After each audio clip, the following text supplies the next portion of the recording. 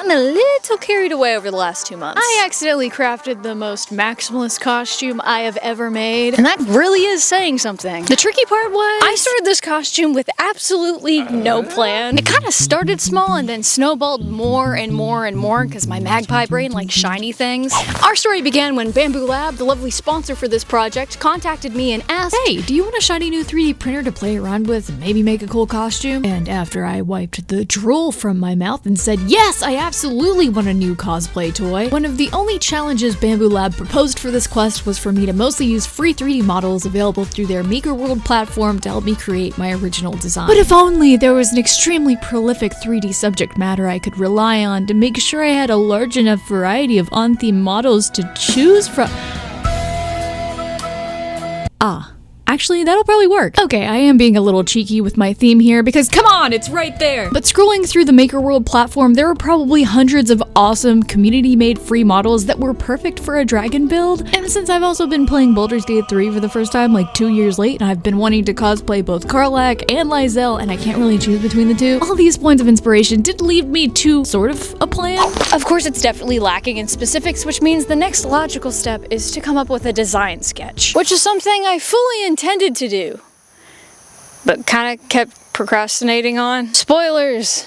I never did it. That's right, people. We are flying by the vague concept of the seat of our non-existent barbarian pants for this one. But if I had to nail down some semblance of a design plan, because I'm indecisive, this character ended up being kind of a cross between a Baldur's Gate Dragonborn and a tiefling with a barbarian class and a lot of Dragon Rider influences in there. I was also really inspired by Monster Hunter, Horizon Zero Dawn, and World of Warcraft costuming for this, but also slightly more grounded and realistic stuff like leatherwork. So these are all the disparate concepts I'm trying to weave together with this. So when Bamboo Lab delivered our new little filament depositing automaton, I got started with setup to see what this little robot was capable of.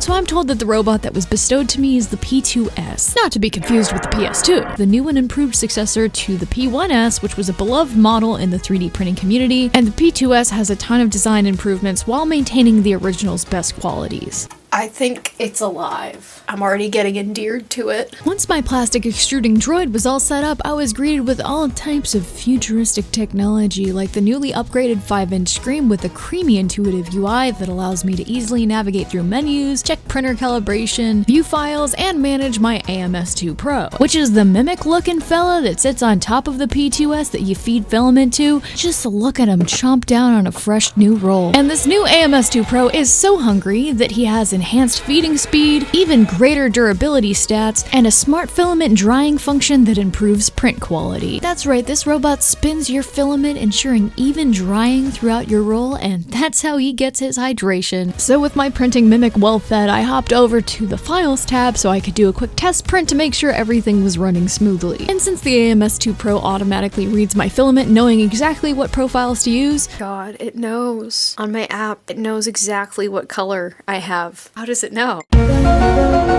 All I had to do was choose a model, send it to my printer, and hit print. 15 minutes later. It looks like we are done. Look at that. Fresh out of the oven. That looks fabulous. Look at that print quality. Very cool filament color.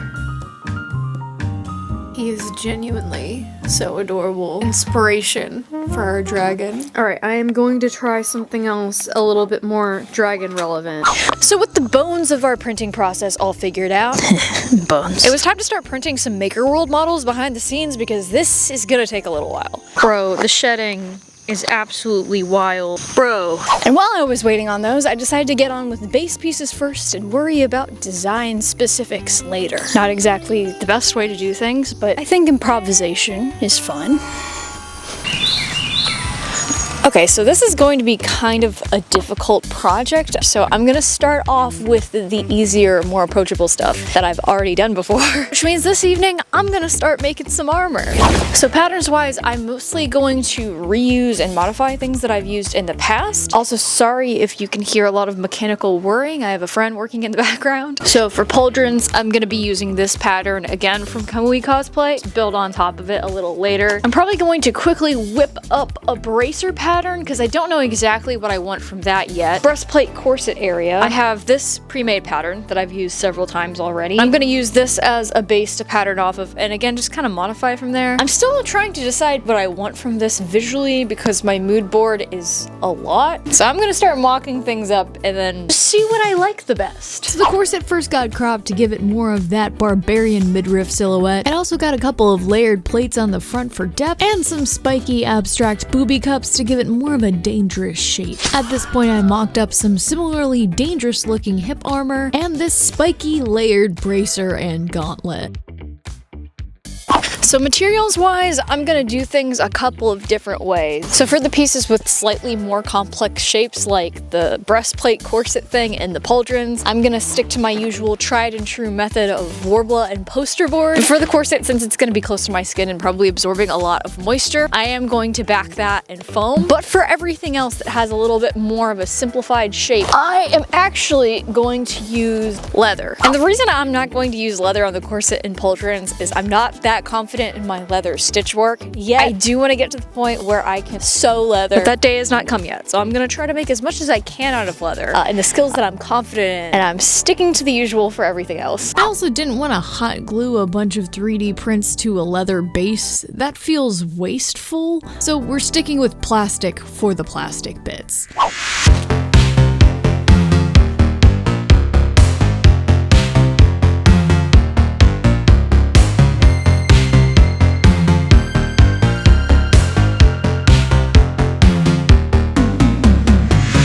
Crafting weights when you have restaurant-sized containers of mayonnaise in your pantry. So to speed run assembling our Worbla pieces, because I have done this exact process a bajillion times, after my Worbla and foam layers are cut out, I'm just going to heat each individual piece of Worbla, stack my poster board layer between the Worbla and the foam, and then fold in the excess seam allowance of the Worbla around the foam and poster board layers. I use this method because the poster board gives me stability because that layer doesn't heat up or change shape, and the foam gives me a comfort layer against my skin and something that handles moisture a little bit better. I know a lot of people use the method where you sandwich 2 pieces of Worbla around a piece of foam, but honestly, who's got the money to be using twice as much Worbla on every single project? One layer provides plenty of structure for me, so this is what I do instead. When I get to assembling all of my pattern pieces together, thankfully Worbla sticks to itself, so you can pretty much just stick them to each other and they'll stay in place, although I do usually add a bit more to the seams to reinforce them. Once the torso area of my corset was assembled, I reheated it and very carefully shaped it to the contours of my body. I did the same thing with the sharp and dangerous looking booby cups. Here you can also see me reinforcing them with more Worbla from the inside. And at this stage I also heat up the back edges of the corset so I can poke out some grommet holes with my awl. The pauldrons then got the same exact process. It's just slightly more annoying because there are so many little pieces in this pattern, and when I was assembling the lower part of the pauldron here, I did also go ahead and add a couple of spikies to start decorating them a bit. When they're assembled, you can also tell a little bit better that I altered the pattern a bit as I was cutting them out, make them a little bit more angular and pointy. That way they match the breastplate a little bit better. And with that, I had the finished base for a breastplate and 2 identical scary pauldrons.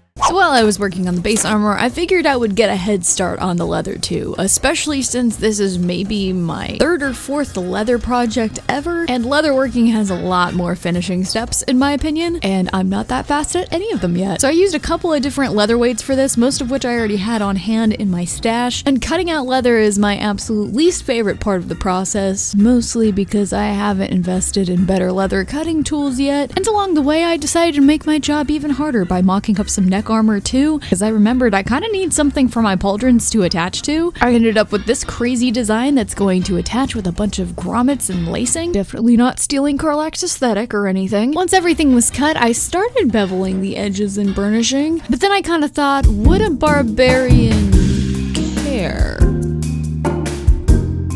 Well, I decided to ditch burnishing for now and move on to tooling the leather, which is the part that I like. And thankfully, I think the tooling for this matches my skill level because barbarians are rugged. I don't think they would be particularly obsessed with precision or perfection, which is good because I did all this swivel knife stuff by hand. And I also had to line up each individual scale on this leather stamp tool, because I got the one that only has one scale. So yeah, definitely not perfect, but I had so much stamping to do with this tool. I really had to let go of the idea of making the design perfect and just make it work. Especially since each side had 3 layers of hip armor, and this is kind of a lot of real estate to cover, but I think it turned out pretty good considering what a noob I am. When I got to the bracers, I was really starting to get in the groove of tooling, and I also got this other Celtic knot leather tool to use for this. I think it really helped tie in the serpentine nature of the design, and since these are more focal elements in the costume, it helped that I was a lot more practiced with that scale leather stamp. Anyways, this is what the bracer stack is going to look like once it's riveted together. It'll make more sense later, I promise. And I carried that same exact design through to the hand pieces and also to all the pieces of the mantle. And at the end of probably what was like a 2-day leather tooling session, I was absolutely wiped, my hand hurt, and I was definitely ready for a change of scenery.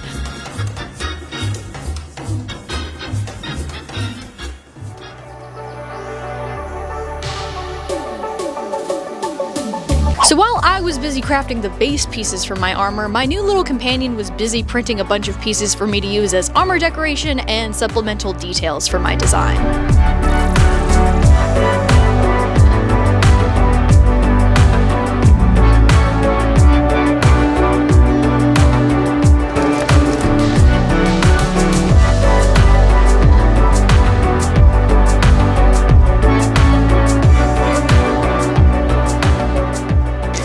Reasons 3D printing is great for little details like this is when you sculpt things yourself out of clay, you run into a little bit of like structure / weight issue. Most clays that hold this much detail once they're cured or baked are going to be number 1 super heavy and number 2 pretty fragile as well. And lighter clays like foam clay are typically gonna hold less detail and still be just as fragile if not more fragile. Thus you run into the crafter's dilemma of how do I get something that holds as much detail as I want while also being durable and lightweight, because you can only stack so much weight on your body before it gets extremely uncomfortable and just unwieldy. Of course, you can't go the route of like sculpting something with monster clay and then making a silicone mold and casting something with resin, which is absolutely something I really want to learn how to do. I just haven't like unlocked that particular thing in my skill tree yet. 3D printing pieces like this for me is just kind of like the best solution for the economy of time, labor, materials. It's kind of the solution to all my problems there. It saves a lot of time, it makes things lighter, sturdier, more detailed, and it has like a level of precision that you need when you're trying to fit certain parts together. And since I don't personally have a lot of experience 3D sculpting yet, might be solving that very, very soon, maybe in like the next video even. For my armor decoration on this project, I'm gonna use my trusty hot glue and silicone molds method that I've used a bajillion times in the past. But for my main details, I'm gonna use my trusty P2S. So I was really chasing this scale titty look with this corset, so I first started cutting up pieces of some flexible UV resin scales and started gluing them onto the cup area. And since these weren't very big, I had to piece the scales together a lot and make sure they kept flowing in the same direction. And I was initially just planning on using my 3D printed parts in their rigid state and figuring out how to work them into the design that way, since standard PLA isn't a flexible filament. I did think about printing some of these in TPU, but the print settings for TPU are kind of scary, so maybe next time. But as I was assembling this, I decided to take a risk and do a little test with my heat gun to see if they would be flexible enough to reshape by hand if I heated up the filament a little bit. And lo and behold, when I applied just the right amount of heat to mostly the back of the piece, not enough to begin distorting the design, but just enough to make the base structure flexible, I was able to reshape each of my 3D prints with heat, glue them in place with hot glue, and after I made this discovery, I went absolutely wild. I started Frankensteining a bunch of prints together on the base of the corset, reshaping them with heat as needed, and trying to use pieces that are definitely not for this in creative ways. Here you can see me gluing an upside down ear cuff to the top of the bust line, and something else I did a lot was heat up this Ouroboros logo from well-known video game that I will not disclose, and slice it up into little open segments so that I could use those as filigree pieces. This was definitely a game changer for the design because most of the trim pieces I had were like Baroque or Rococo inspired, and they just didn't match the spiky dragon look that I was trying to go for with this piece, although some of my less conventional silicone molds did come in handy a lot here and there. So I had a blast with these little Ouroboros pieces, and I used them a lot to create little snaky intertwining designs. I was constantly cutting them up and reshaping them, and along the way during this decorating process, I kind of realized that I was making this design a little too symmetrical. I do a lot of paladin style armor designs, so my gut instinct is to make my designs more symmetrical, but that's not exactly how the barbarian class rolls. I also feel like asymmetry has a lot of chaotic dragon rider energy, so as I was going, I did make one side of the corset extend higher than the other, and I also tried to add some complementary asymmetry on the bottom. It's subtle, but I think it works. When I got to decorating the pauldrons, I started by pre-installing some straps in the bottom so I wouldn't have to worry about that later. I just did this with some strips of Worbla, and look at me protecting my hands with silicone thimbles. Is this character development? Once I knew the pauldrons were fitting correctly, I started going crazy with the decoration. I was once again trying to lean into some asymmetry with these, so I started with the one that I wanted to be bigger and a little spikier. This one also corresponds to the higher side of the corset, and I started adding a bunch of little 3D printed horns to it. The entire top surface of the pauldron also got rows of silicone mold scales. I covered up the seams on those with some silicone mold trim, and I got really into Frankensteining 3D prints with these. I started heating up a bunch of print remnants from the corset and trying to glue them in a visually pleasing way.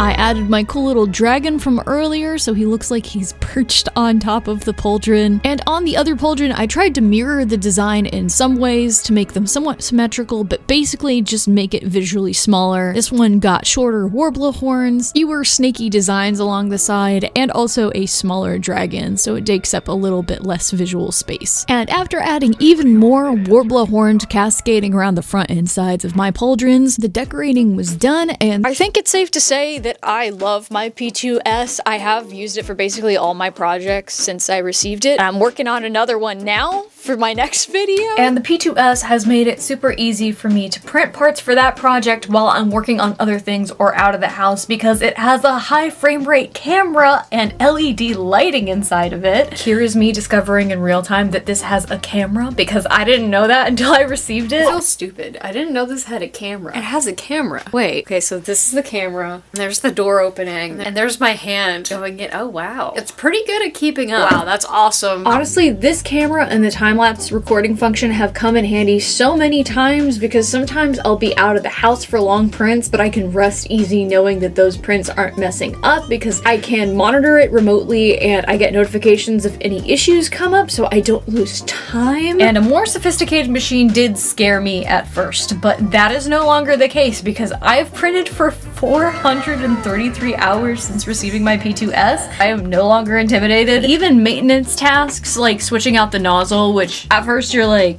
switching out the what now? Thankfully, the quick swap design and the simple one-clip mechanism makes maintenance tasks like that super convenient too. So if you want pro-level prints but don't want a pro-level price tag, I can't recommend the P2S from Bamboo's iconic P series enough. So if you do want to acquire one for your own crafty pursuits, I do have an affiliate link in the description, and Bamboo Lab is running an anniversary sale right now, so go grab your own at a discounted price. It is a very helpful little robot.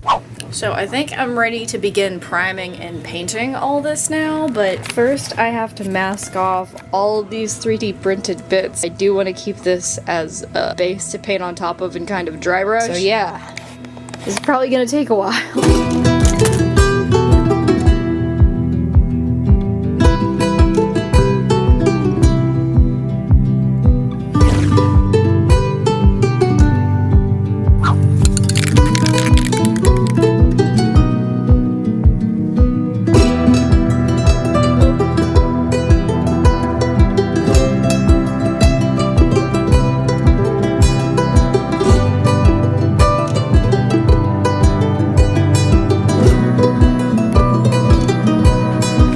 So now with the priming done, I can paint. So for the paint job on the corset in Pauldrons, I knew I wanted the base color to be like a rich crimson with maybe some hints of vibrant red. I knew I wanted the accents to be a bone white color for the horns and metallics for everything else. So I first got out some red metallic paint and red metallic wax and started dry brushing the titty scales. The metallic paint kind of had a warm red undertone and the metallic wax kind of had a cool red undertone going on. So I blended these together a lot to give the color a bit more dimension. And when you layered the metallic wax on top of itself, it gained more vibrancy, so I stacked it up in some areas that I wanted to be a little bit more saturated and left other areas a little bit flatter for now because this is not the only paint those sections are getting. I followed the same steps on the large scale areas of the Pauldrons and did everything by hand because it was going to get a little tricky to get my airbrush into these spots. And once everything was dry, I also gave all of my pieces a second coat where I thought it needed one. And then it was time for the satisfying reveal of peeling off all of the masking tape.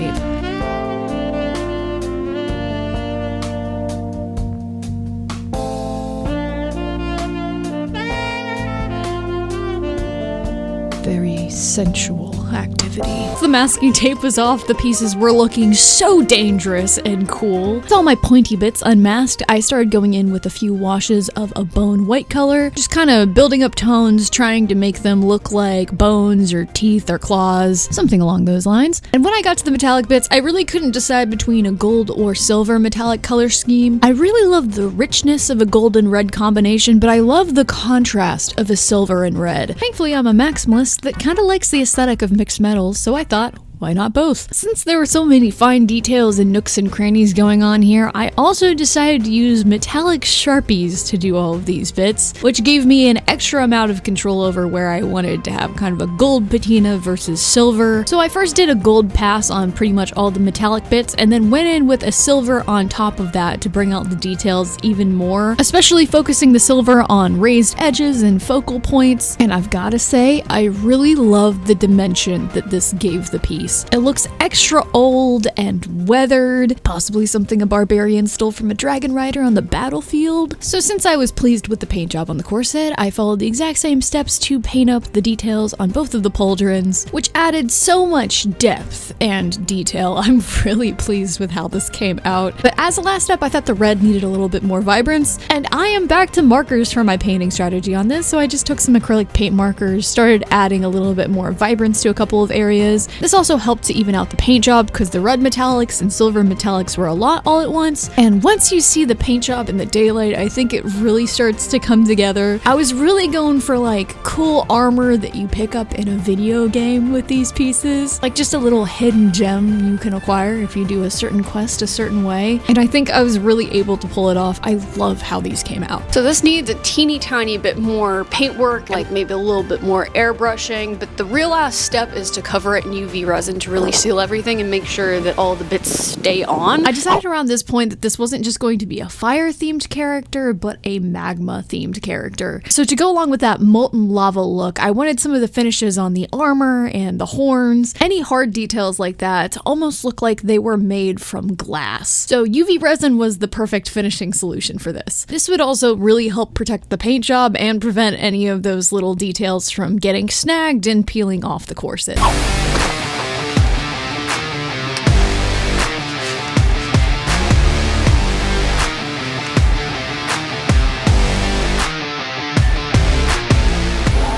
Pure glass.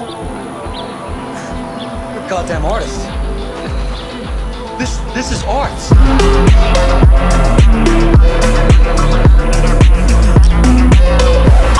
Okay, it's now the next day and I'm ready to dye all this. And I'm really excited because I have an oxblood color dye for this, which I think is gonna be so freaking pretty. And then around the outside edges, I'm gonna do kind of like a black gradient to blend everything together. And then for some of the designs and borders, I have a copper colored metallic wax that I'm gonna try to use to kind of dry brush those the same way I would with Rub and Buff. I think that's basically what this product is, but cheaper. So I have a lot of leather dyeing to do now.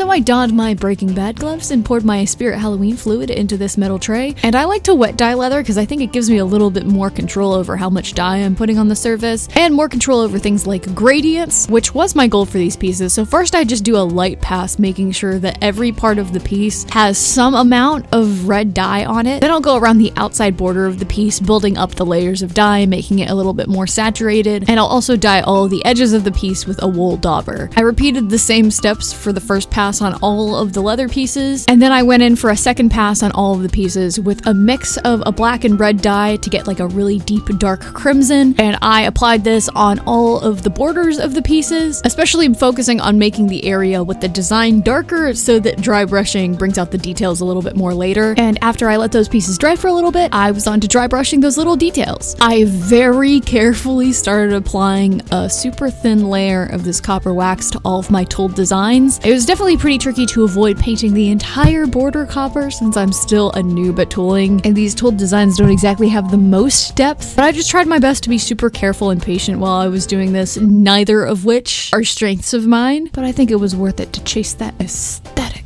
I also think I improved my technique with this once I got through all of the pieces, which was nice, and there were many pieces to do, so I got a lot of practice. And once all of these had borders painted on, it was looking so delicious. But this dye needed to dry overnight, so we were briefly on to some different shenanigans.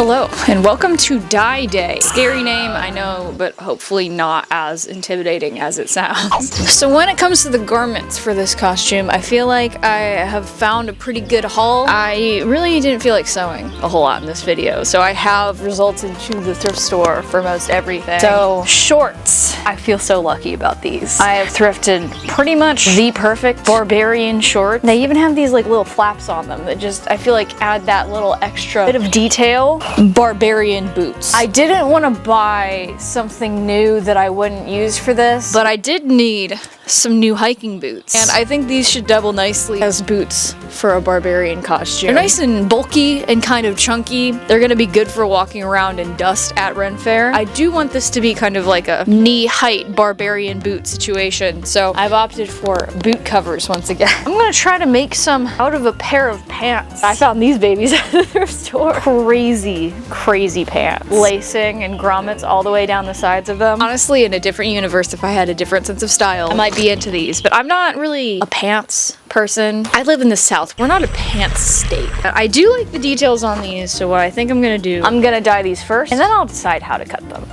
Other things I want to dye. This costume is, of course, very like tiefling inspired. It's basically a tiefling barbarian if they were also kind of dragonborn, but more humanoid dragonborn. I don't know. I don't know if that even genetically works. I also am gonna wear this at a Ren Fair in Tennessee in May, and I don't feel like body painting my entire body. I'm gonna try to get a little creative with gradients. I've gotten some little nylon gloves, and I'm gonna do just like a little dip dye situation with these, and then I also dip dye situation with some tights as well, sort of like a red gradient into black, kind of like the demon gloves that you see in cosplays everywhere. And then also I'm gonna put some fake demon nails on these gloves. You know I am. Oh yeah, and I also have a thrifted curtain I might dye a gradient into, just to use for various stuff. We'll cross that bridge when we come to it. So here's the strategy. Come in a little closer. So I am using synthetic dye for this because all the fibers that I'm dyeing today are synthetic, and you're supposed to get this water up to around 200 degrees Fahrenheit in order to do this, and you usually want to use like a food thermometer to check. I want all of my personally owned food thermometers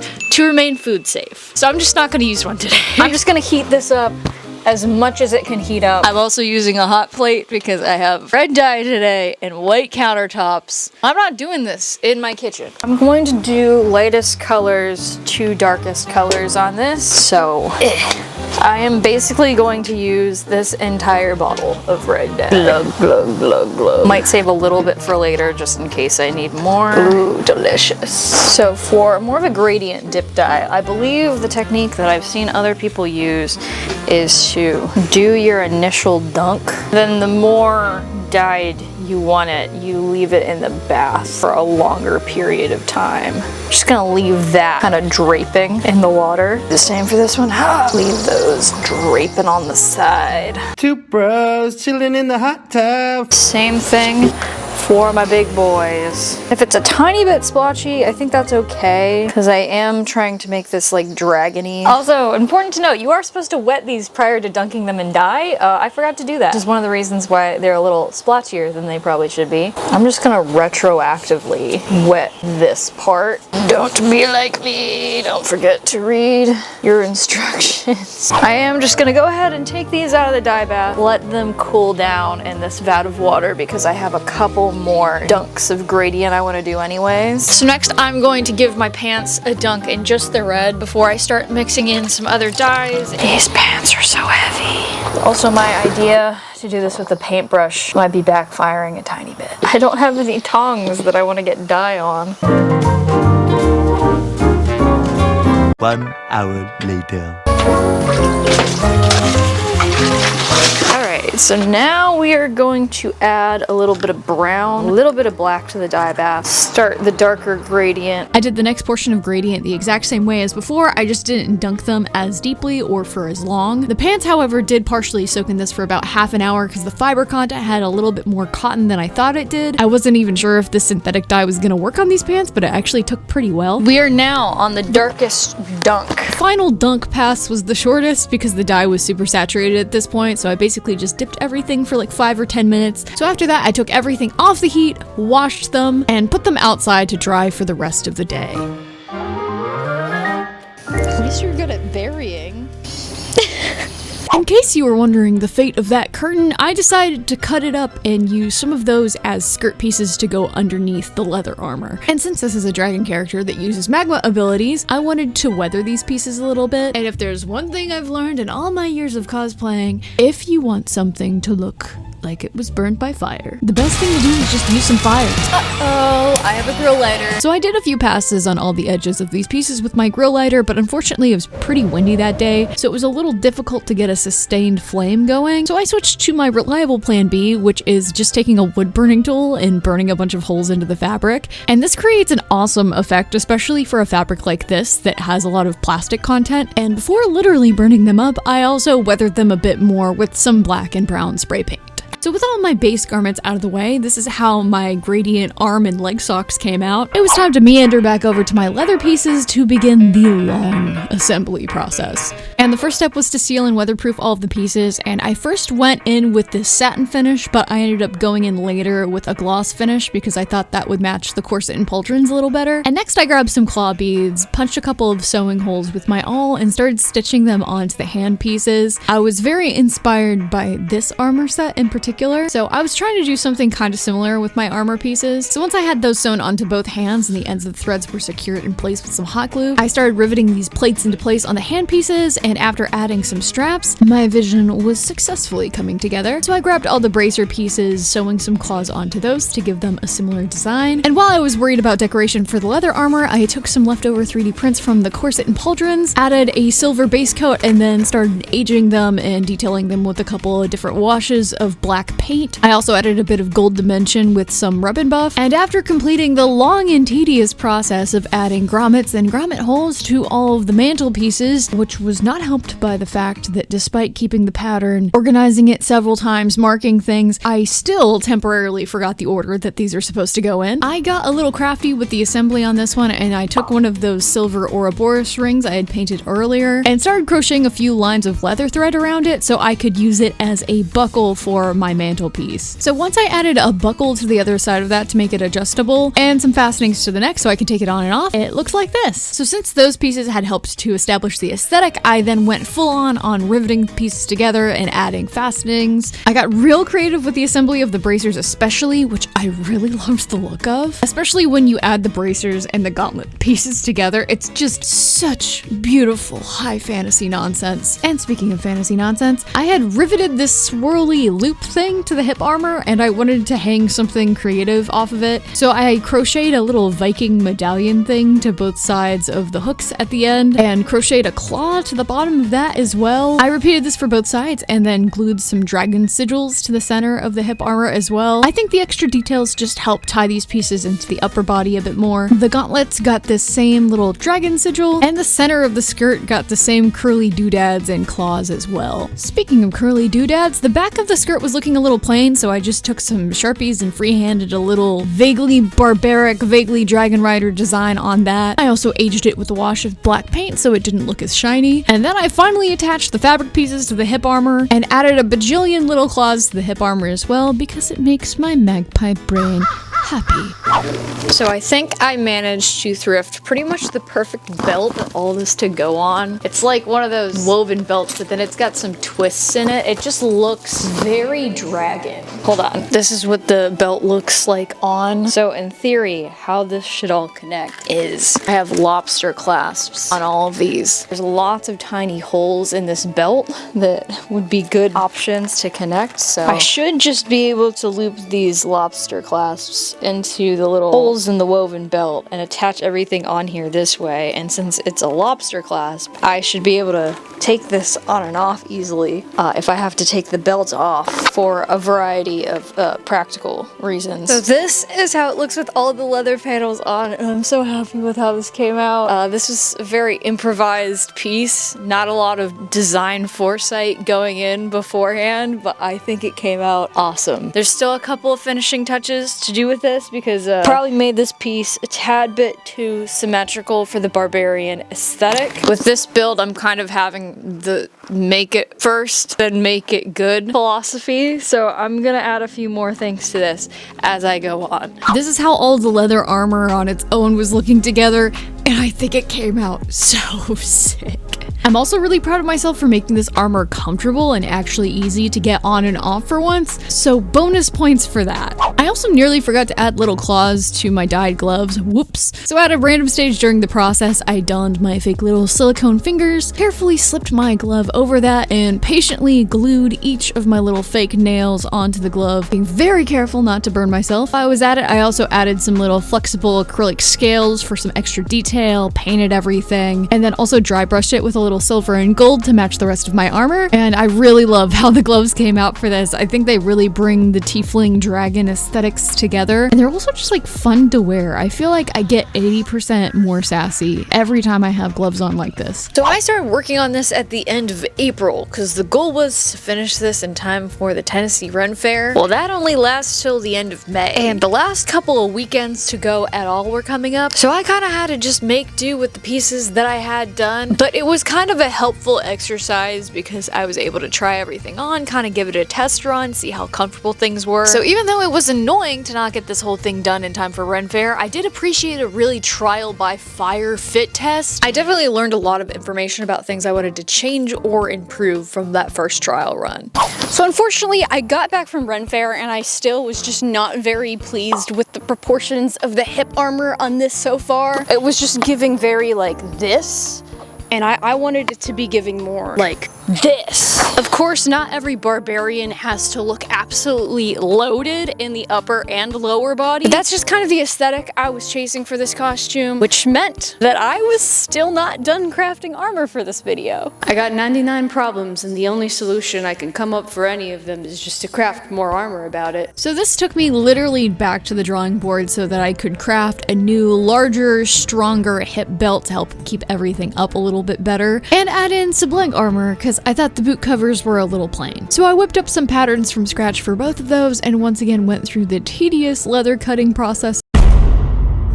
So I've cut all of the leather pieces for the new large belt area and for like the shin and knee armor, and I've kind of Frankensteined from my leather scraps to use those up. Kind of improvised, kind of patterned things, just going with the flow, because again, I think that is barbarian energy. So now I need to tool all of this.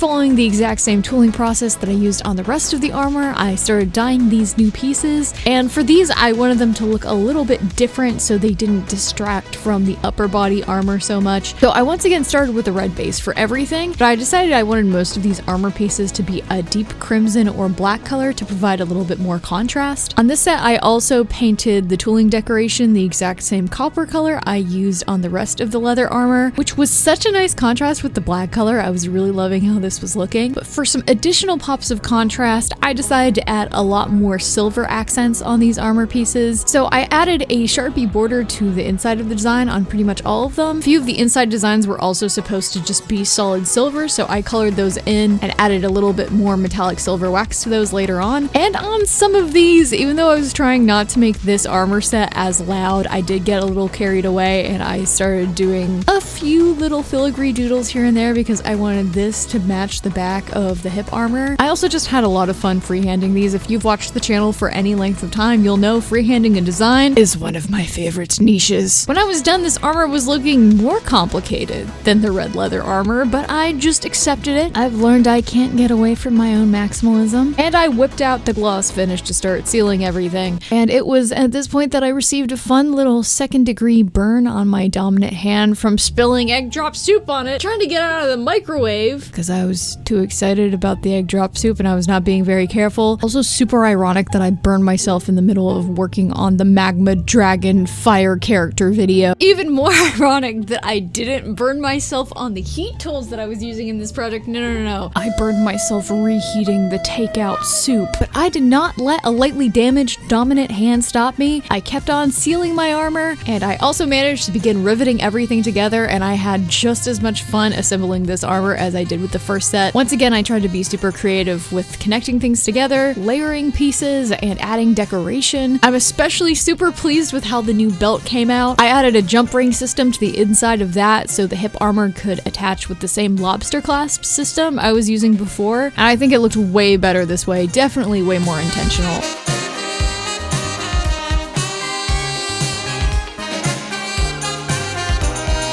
And as a last step with the leg armor, I glued some strips of faux fur to the inside. I know this choice feels like out of left field right now. It will make sense later on. My leg armor was also kind of inspired by the steel armor boots from Skyrim, so that's where some of these design vibes are coming from. And by the end here, I also only had a couple of these little claw beads left, so I glued all of these to the tips of the toe armor to kind of tie the toe armor visually into the gauntlets, and then glued some fur on top of that. And this is what the resulting leg armor looked like.